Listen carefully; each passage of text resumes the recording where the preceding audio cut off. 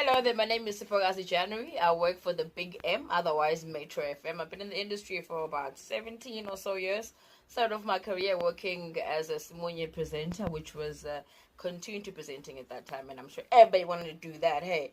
But that renders me a very experienced young lady when it comes to this here entertainment industry. After working with SABC 1, I moved on to SABC 2, did a bit of production there, and behind the scenes, as well as, directing features for that one. And then I moved on to True FM, which is where I started my radio career.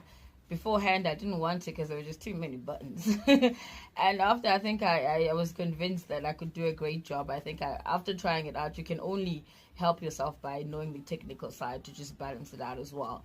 And 3-4 years later, I was invited for an audition right at Metro FM, and this is where I am.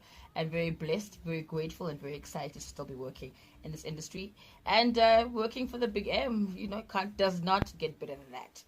But now, more importantly, the issues at hand. Now, because of this experience that I've gained, there's a lot of things that I've come to know, and I feel that why hide it? Because there's nothing I'm going to do with this information. There is no blueprint when it comes to this entertainment industry on how we should do things as we start our careers, especially for artists. There is no history book that one can go back to and maybe study somebody else's, sort of how they went about it, and then maybe take that example from there. Because everybody is an individual. But there certainly are certain things that apply to all of us. And we need to make sure that we are aware of these things. They can only help our careers. Now, specifically to the musicians. The show is called, or rather this segment that I'm doing, The Blow Up. For upcoming and blowing up artists. Those maybe not there yet, but you're getting there. Let me point out a few things to you that you might not be aware of, like I said. But also those will assist you when it comes to any other interviews that you do. Understand the reality of the fact that you probably have 2 years or less in this industry, because it comes and it goes as quickly as anything these days. As much as the industry opens doors for you in the sense that you will now be known wherever you go, you might get in for free at the party, but when that whole hype dies down, unfortunately, nobody wants to give you an opportunity anymore. And if you tell them, go to you, still working, maybe you're not on TV in front of the cameras, it's almost like they don't believe you. And it's always about, the pressure of, Manju release nini, not knowing, maybe you released last week, but they're not aware. Those are the kind of things that are real in this industry. So I figure once you have those 2 years and you are at your pinnacle and you're doing your thing, you need to make sure that you prepare yourself for the time when you're not at the top, because it's going to come quicker than you even know. And there's no point in ignoring the inevitable.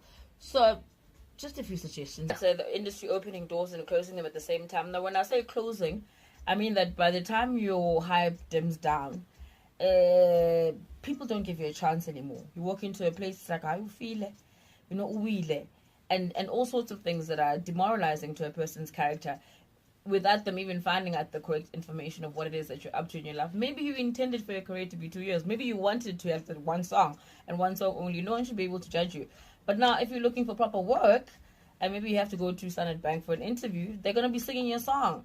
So therefore, if you want to, save yourself from those potentially embarrassing situations, then one should be thinking about something to do after their career, whilst their careers are, not afterwards. It has to go during, because that's when people will be more open to hearing what you have to say, giving you a chance. And maybe even the government that's involved in your area could even assist you if you want to assist other artists. I'm talking about different ways that you can slice it. Whatever it is you're good at, go to the people that are, in the powerful positions that can make decisions because of your name. Use your name whilst you can, because afterwards, when you can't, it really is a sad story.